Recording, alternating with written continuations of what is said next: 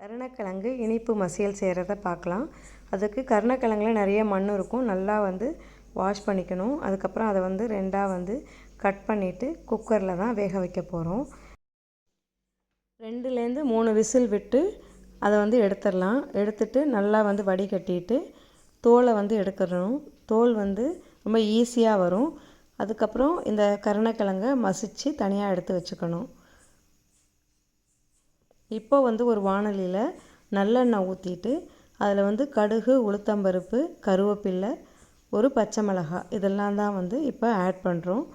ஒரு எலுமிச்சம்பழ சைஸில் புளியை நல்லா கரைச்சி எடுத்து வச்சுக்கிட்டு அதை இந்த வாணலியில் சேர்த்து நல்லா கொதிக்க விடணும். இப்போ தேவைக்கு ஏற்ற அளவுக்கு உப்பை இதில் ஆட் பண்ணிக்கலாம்.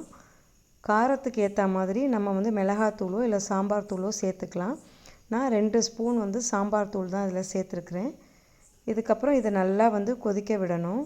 அந்த புளி நல்லா கொதித்து வரும். இப்போ ஸ்வீட்டுக்காக நம்ம வெல்லம் சேர்க்க போகிறோம். வெல்லம் 2 கப்பு வெல்லத்தை சேர்த்துருக்கோம். இது எவ்வளோ நமக்கு ஸ்வீட் தேவையோ அந்த அளவுக்கு ஆட் பண்ணிக்கலாம்.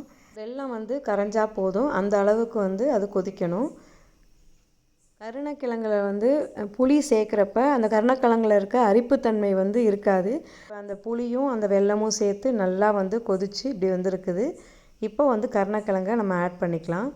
கருணக்கிழங்கை ஆட் பண்ணிவிட்டு நல்லா அதை பிரட்டி கிண்டி விடணும். கிழங்கு வகைகள்லையே ரொம்ப நல்லது இந்த கருணக்கிழங்கு தான். இது உடம்புக்கு ரொம்ப நல்லது. இந்த கிழங்கை ஸ்வீட் போடாமலும் வெங்காயம் தக்காளி போட்டு இதே மாதிரி பக்குவத்தில் வதக்கி நம்ம செய்யலாம். வெல்லம் மட்டும் போடாமல் மற்றபடி மற்ற செயல்முறைகள் இதே மாதிரி செஞ்சு நம்ம கொடுக்கலாம். அது இது மாதிரி ஸ்வீட் செய்கிறப்ப குழந்தைங்களுக்கு இது ரொம்ப பிடிக்கும்.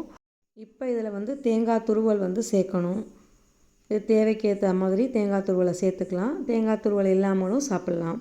அவ்வளோதான். இப்போ ஒரு சுவையான கருணக்கிழங்கு மசியல், ஸ்வீட் மசியல் ரெடியாக இருக்குது. நீங்களும் ட்ரை பண்ணி பாருங்கள். இன்னொரு வீடியோவில் பார்ப்போம். பை.